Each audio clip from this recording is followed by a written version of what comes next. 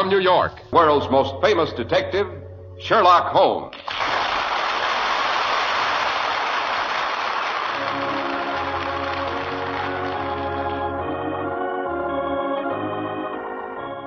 Our stories are based upon the character of Sherlock Holmes, created by Sir Arthur Conan Doyle. Sherlock Holmes is portrayed by John Stanley, Dr. Watson by Alfred Shirley, and the dramatizations are by Edith Meiser. And so tonight we make our way through a cold November rain to the cheerful firelit study of our old friend, Dr. John Watson. You know, Mr. Harris, I'm surprised and delighted to hear you mention my given name. Everyone, of course, knows that Holmes' first name is Sherlock, but to most people I'm just Dr. Watson. To hear them talk, you might think I'd never been christened. But so draw up your chair to the fire. Feels good to get in out of the wet, Doctor. Only a Sherlock Holmes adventure could lure me out on a night like this. That's exactly what I used to say in the old Baker Street days, Mr. Harris.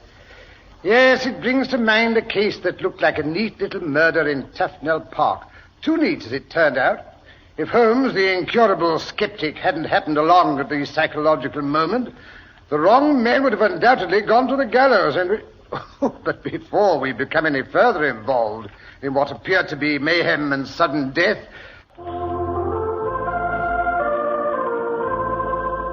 And now, Dr. Watson, to get back to the neat little murder in Tufnell Park. Right. As a matter of fact, Holmes and I just missed being eyewitnesses to the shooting. It was a night when the century was very young. A night very much like tonight. Rain with a bit of mist mixed in for good measure. Holmes and I were taking a slight constitutional. You mean you went walking on a night like this for pleasure, Doctor? We were out walking, Mr. Harris, to relieve the tension. It had been raining for 4 days. From Monday to Thursday, I doubt whether it ceased for a moment. When, for the 4th time, after pushing my chair back from the breakfast table, I saw the heavy brown swirl condensing in oily drops on the window panes, I was ready to jump out of my skin. Can't say I blame you. Holmes' nerves were, if possible, in worse shape than mine. He paced around our lamplit sitting room like a caged animal, cursing under his breath in a fever of suppressed energy. Finally, as evening drew in, he proclaimed he was going out for exercise if he had to swim in the gutters. We donned caps and ulsters, and after a certain amount of acrimonious discussion, I persuaded Holmes into his overshoes and muffler.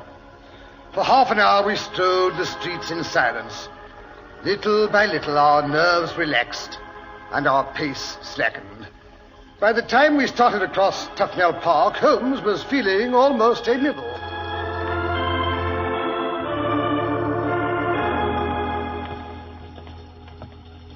Nothing of interest in today's papers, I suppose, Watson? Oh, only news of the revolution, a possible war, and an impending change of government. Commonplace, my dear Watson. Yes, the London criminal's certainly a dull fellow. The thief or murderer could roam London on a night like this as the tiger does his jungle, unseen until he pounces, and then evident only to his victim. Well, there have been a few petty thefts. Petty thefts, pickpockets, and handkerchief snatches. The stage is set for something somber, sinister, violent. Oh, I do wish you wouldn't run on like that, Holmes, at least until we reach the other side of the park. It's uncommonly dark in here tonight. Yes, I was wondering if you'd noticed that, Watson. There should be a street lamp along here somewhere. But either the lamplighters neglected to light it or... Hello, here's the lamppost. There's glass scattered on the pavement. The light's been put out. Watson, you heard that? It sounded like someone shooting. Let's be accurate, Watson. There were 2 gunshots. The second, I think, was particularly... Holmes, here comes a woman. She's running along the path. She's terrified. Help! Someone, help! Pardon me, madam. Can I be of assistance? I'm Sherlock Holmes. Oh, thank heaven. You're just the man I need. It's murder. Where? Up ahead there. There's an open circular space with a fountain and a yew hedge all around. I was walking towards it when I saw a man rise up out of the bushes. He shot at someone sitting on a bench in front of the fountain, and then he disappeared. In which direction? I don't know. Oh, please see if the man's hurt. I'll get a doctor. I'll be right back. It won't be necessary. My friend here is a medical man, and judging by your cap and cape, you're not unacquainted with the medical profession yourself. No, matron at the St. Pancras Infirmary. Excellent. Come with us. We may need your assistance. But shouldn't someone go for the police? You mustn't let the murderer get away. My dear Miss... Mrs. Sidney. My dear Mrs. Sidney, the first thing is to ascertain if it really is murder we're dealing with. Well, the first thing, Holmes, if you'll pardon my saying so, is to save the victim's life if we can. My dear Watson, for once I agree with you. Come along.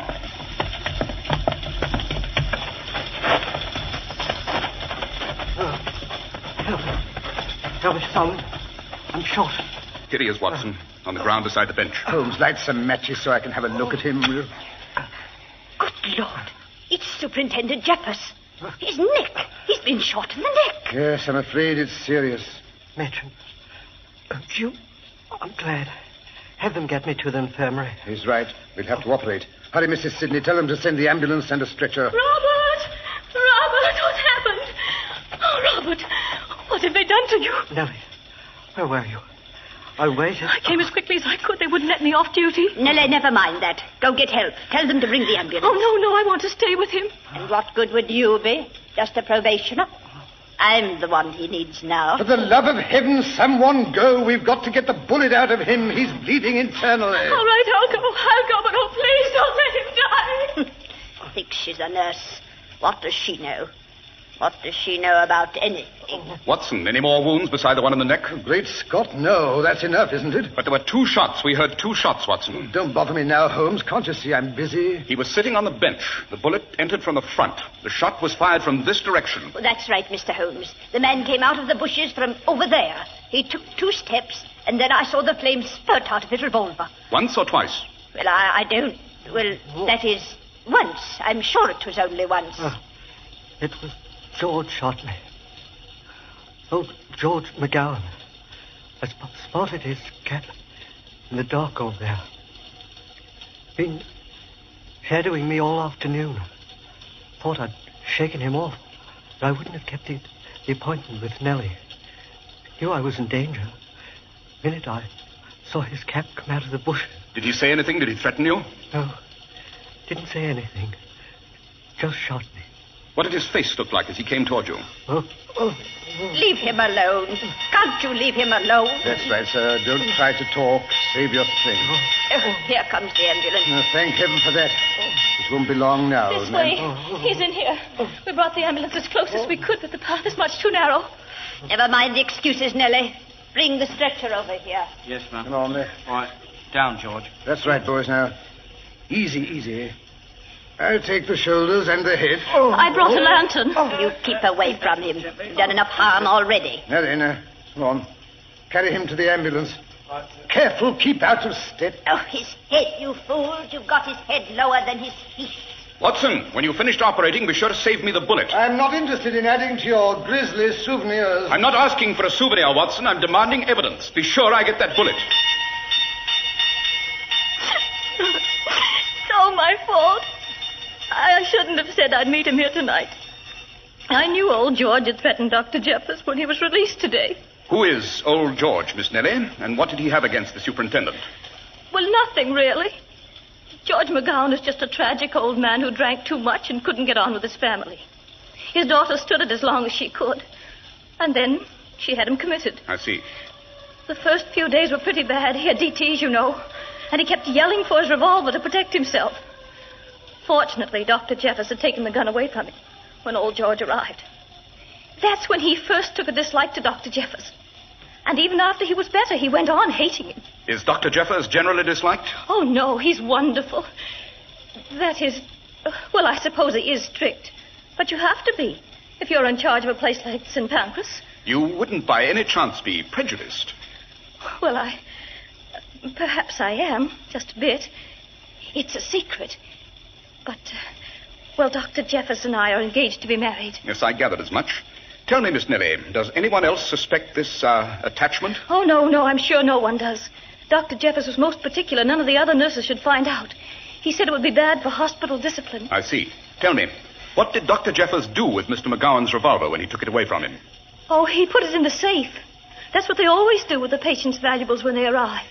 They're handed back, of course, when the patient is discharged. You say George McGowan was discharged today? Yes, sir, at 10 o'clock this morning. Did Dr. Jeffers return his revolver? Oh, no, sir. That was what they had the row about. That and old George's cap.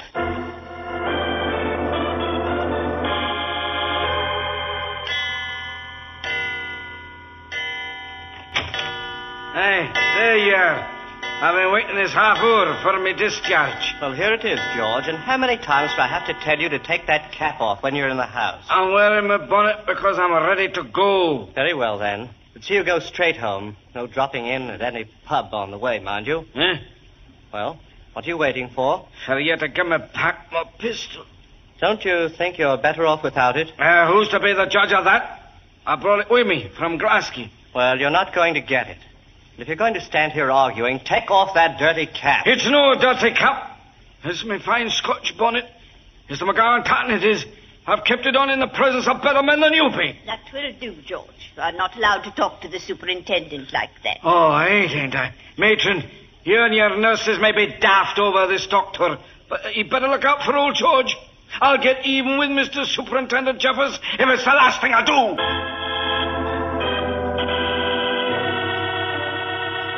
I begged Dr. Jeffers to be careful, but he just laughed. He said if a doctor was going to worry about all the patients that took a dislike to him, he'd better give up medicine. Oh, do you think they'll be able to save his life? Dr. Jeffers, I mean. Fortunately, my dear, Dr. Watson is a much better surgeon than he is a detective. Your friend is in good hands. Dr. Watson? Why, then you must be the great Mr. Sherlock Holmes. Hadn't you guessed? Well, no. I suppose I was so upset, and then the light here is so dim tonight. All I can really see is that peaked cap of yours. Yes. Dr. Jeffers says it was Mr. McGowan that shot him, but I suspect all he saw in this light was the Scottish bonnet. I rather imagine that was why the street lamp was extinguished. Of course. Old George hoped to get away without being recognized at all. I wonder. What are you looking for, Mr. Holmes? Confound this rain. It's drowned my match. We'll try another. Here, I'll hold my cape over it. Thanks. Yes, that's better. No footprints on this gravel, confound it. Yes, hello. Here we are, just as I expected. Right here on the ground under the yew hedge. A trifle waterlogged, but still recognizable. Why, that's old George's cap. He must have lost it in the excitement. And look, there on the grass, Mr. Holmes. There's his revolver, too. Don't touch it, whatever you do. Don't touch it. Don't want any unnecessary fingerprints. I'll handle it with my muffler. Good thing Watson bullied me into wearing it. Comes in useful after all. Although what fingerprints we have are probably badly smeared. The gun has recently been discharged. Yes, only one chamber has been emptied. Interesting, very interesting. But, Mr. Holmes, Dr. Jeffers had only one wound. Quite right. 2 shots were fired, however. I heard them myself. But I don't understand. I'm not sure I do either. That is, not entirely. But I have a few rather definite suspicions which I shall endeavor to confirm. How will you do that, Mr. Holmes? By means of some experiments with this revolver and with a bullet Dr. Watson is even now removing from the neighborhood of your fiancé's jugular vein. Yes, suppose we get along to St. Pancras Infirmary. I'm counting on you to procure me some rather important information. Anything I could do, Mr. Holmes, anything at all. You can look through the files and get me Mr. McGowan's home address. I think a visit to his daughter is indicated.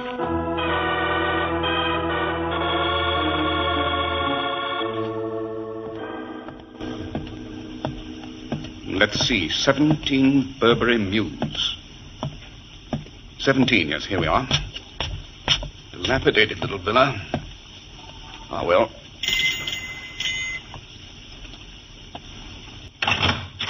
What do you want? Miss McGowan, I presume? I wonder if I might speak to your father for a moment. No, you can't. You needn't be afraid I've come to harm him. In fact, I think if you'll let me talk to him now before the authorities arrive... Once you're too late, Holmes. You'll not be playing ducks and drakes with the law this time. Well, if it isn't Lestrade, the super snooper of Scotland Yard. You can laugh, Mr. Sherlock Holmes, but this is one time we don't need your assistance. I'm here to arrest George McGowan for the murder of Superintendent Jeffers of St. Pancras Infirmary. You mean to say he's dead? No, but from what the matron tells me, he will be before morning. So I've come to arrest his murderer. Don't you think you may be underrating both Dr. Watson and myself? How so? The superintendent may pull through. And it's just possible McGowan is not the man who shot him. Oh, no? Superintendent Jeffers saw him. The matron says you found McGowan's cap and revolver, a Webley 6-cylinder, on the scene of the crime. What's more, I've got the bullet they took out of Jeffers' neck. Possibly. But what makes you think the bullet was fired from that particular revolver? Well, it's the right size and caliber. That's enough for me. Furthermore, the young nurse tells me you made off with the gun and the cap. I'll thank you to hand him over. So sorry, but I can't, you know. Not until I've conducted a few rather important experiments. So, obstructing the law, that's what it is. You've overstepped yourself this time, Holmes, and no mistake. I'll have a warrant sworn out for you first thing in the morning. Aren't you forgetting the real purpose of your visit here? What's that? The apprehending of your so-called murderer, Mr. George McGowan. I don't need you to remind me of a duty. Now then, miss, tell your father I want to see him. Immediate. Well, you can't. But why not? Because he didn't come home. And if you had the sense you're born with, you'd go and look for him lying drunk in some pub or some alehouse. What are we paying taxes for, I'd like to know? Why didn't they keep him in the hospital till he was cured, eh? And why don't you smart Alex mind your own business? Either both of you. It seems Miss McGowan has put us both in the same class. Congratulations, Lestrade. You've been promoted. You go to blazes. And another thing, you bring that cap and that revolver down to the yard first thing in the morning, Holmes, or I'll see you put behind bars. You've made your little ultimatum, Lestrade. Now I'll make mine. You bring that bullet they took out of Dr. Jeffers' neck around at 221B Baker Street before midnight tonight, or I'll make you the laughingstock of London. Oh, that's bluff, pure bluff. Possibly. Look here, Lestrade. I'll stake my reputation that that bullet was not fired from McGowan's gun. You can bring a warrant with the bullet. If I'm wrong, you can arrest me for trying to conceal evidence. Pretty sure of yourself, aren't you? All right, it's a deal. I'll bring the warrant and the handcuffs, too. All right, George, the coast's clear. You can come out from behind the rain barrel. Thank you, sir. Whoever you be for no turning me in. Don't mention it. Oh, just one thing. Tell me the truth, George. Did you shoot Superintendent Jeffers tonight in Tufnell Park? So help me, sir, I don't know. I followed him about all afternoon, but it was that wet and Aurora. I had to stop in now and again for a weed wrap, and pretty soon I was in a bit of a fog, as you might say, so I don't rightly remember what happened. When I come to, I was lying in the gutter with my bonnet gone and my hand here covered with blood. It could be me own blood, sir. I've got a nasty cut over my left eye. Let's hope it is your own blood, George. If it's not, we shall both then end up in jail.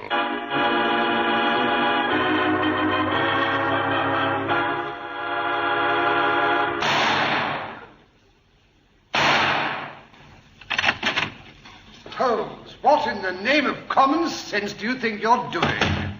Shooting? Yes, that's obvious. I may say it was obvious the moment I turned the corner of Marylebone Road. What's the idea of target practice this hour of the night? This is not target practice, Watson. You'll notice I'm shooting into a large cylinder filled with cotton wool. It's a little experiment whereby I hope to convince Inspector Lestrade that Baker Street is more sapient than Scotland Yard. Oh, that, if I'm not mistaken, is the minion of the law in person. Oh, I'll go down. Don't bother, Watson. I told Mrs. Hudson we were expecting a midnight caller. She'll let him in. Yes, 12 o'clock. Come in, Lestrade. Come in, your promptness itself. Well, Holmes, I've brought the bullet and the handcuffs. Fair enough. Now, here, take this chair here by the microscope. I'll turn the lamp up a little higher. Now then, if you'll give Dr. Watson the bullet he extracted from Dr. Jeffers' neck and allow him to place it under the lens. All right, but no hanky-panky, mind. Oh, really? By the way, Dr. Watson, how is the victim? Did you pull him through? Well, I'm glad someone is interested. I left Dr. Jeffers resting quietly, thank you.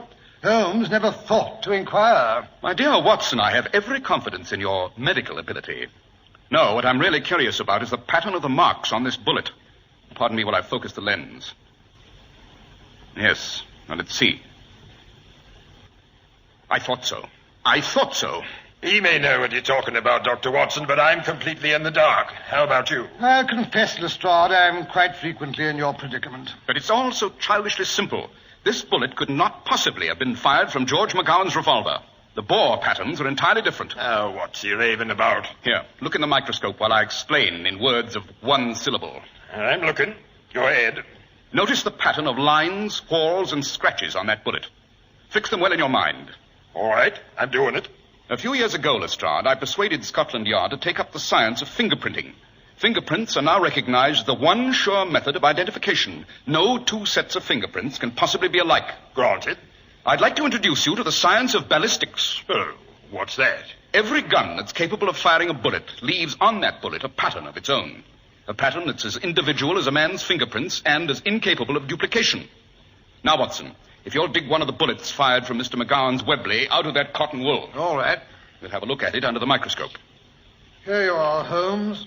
Lestrade, you've memorized the pattern made by the killer's revolver on the bullet. Now, have a look at this one, fired from old George's gun. Well, it's Scotch, all right. They're different. Different as night and day. Therefore, the Webley did not fire the shot that was supposed to kill the superintendent, and McGowan is not the potential killer. But look here, Holmes, you just had a look at the second bullet yourself. What made you so sure earlier this evening that McGowan wasn't guilty? For one thing, the stage was too carefully set. Why was the street lamp extinguished? So Jeffers couldn't really recognize the person who wore McGowan's cap. Why were both the cap and the revolver left at the scene of the crime? To incriminate old George. Fortunately for him, McGowan was the one person who couldn't possibly have fired the Webley, because it was carefully locked in the hospital safe. But who could have taken it from the safe? Almost any of the officers of the hospital staff, I imagine. Well, how can we find out which one? By paying a return visit to the hospital, Lestrade. Whoever fired that shot will be quite chagrined to learn it wasn't fatal. I rather suspect a second attempt will be made on Dr. Jeffers' life in the very near future.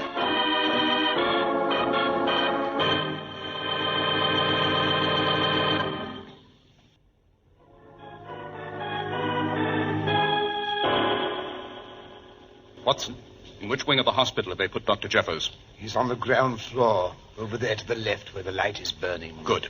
The window's partly open. We shall be able to stand behind those bushes and see in without being observed. Come along, Lestrade. I'm coming. Quiet, you two.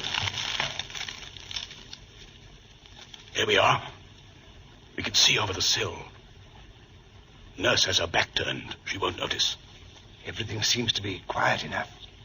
Jeffers just moved his hand. He's coming out of the ether, I imagine. Color looks good. Quiet, the door's opening. It's the matron. She's coming in with a glass of something in her hand. I brought him some warm drink, nurse. Why don't you go have your supper now? There's a kettle boiling in the pantry. I'll sit with him for a while. The nurse is leaving. The matron's smoothing out the covers. Robert. Can you hear me? He's opening his eyes. You are going to live, Robert. They saved you. I saw to that. I was the one that found you. If it weren't for me, you'd have bled to death. You were a fool to throw me over for that young nurse. Matron, life is like that. Couldn't help it. We love each other. Going to be married. Sorry. Don't worry about it. What is to be, is to be. Here, drink this. It'll make you feel better. Jeffers, don't touch that glass. What are you doing here? We came back to prevent your making a second attempt on Dr. Jeffers' life and to find out why you made the first.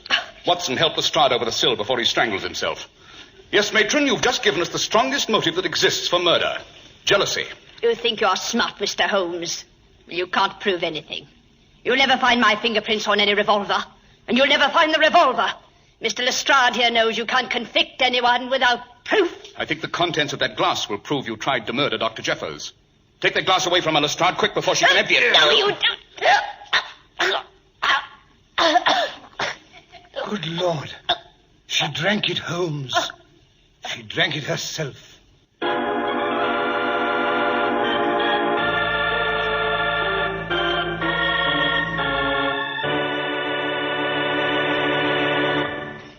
Oh, there was nothing Holmes or I could do, Mr. Harris. That glass contained a very lethal dose of prussic acid. She was dead inside of 2 minutes. Good Lord. Tell me, Dr. Watson, when did Sherlock Holmes first suspect the matron of trying to kill Dr. Jeffers? Well, almost at once, or perhaps I should say from the moment we entered the circle of yew hedge that surrounded the fountain. You may not know it, Mr. Harris, but a good English yew hedge is as impenetrable as a brick wall, and much more impossible to scale. There was only one entrance to that circle, the one through which the matron ran practically into our arms. No one else could have passed without our seeing him. Consequently, no one else was in the circle with Dr. Jeffers when he was shot. It had to be the matron who fired the revolver, who fired the 2 revolvers, I should say. The one to incriminate George McGowan and the other to do the job. Thank you, Dr. Watson.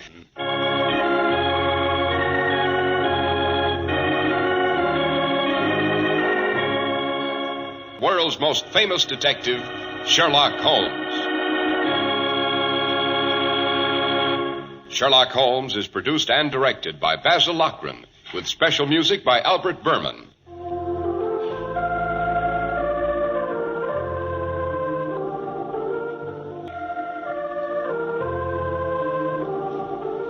Be sure to listen next week to Sherlock Holmes in the case of the stolen naval treaty.